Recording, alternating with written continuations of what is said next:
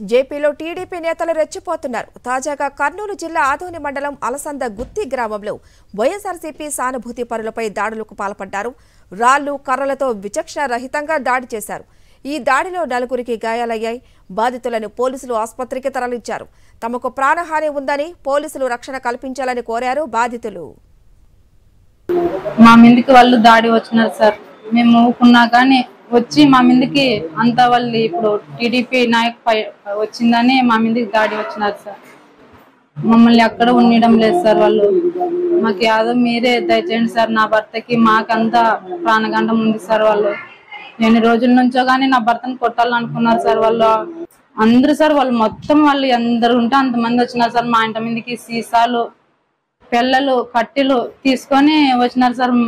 మాకు ఎట్లయినా కానీ మీరే న్యాయం చేయాలి సార్.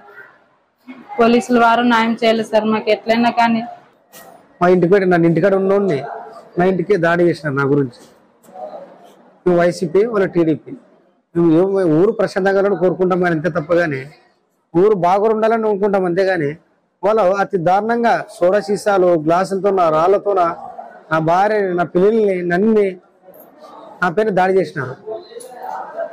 అన్న కొడుకుని వీళ్ళంతా నాన్ని ఇంటికాడ చూడలేము సార్. మాకు ఇంట్లో వాకాన్ని వేసుకున్నాం మేము. మా కుటుంబం ఒకటే రెండు కుటుంబాల మీద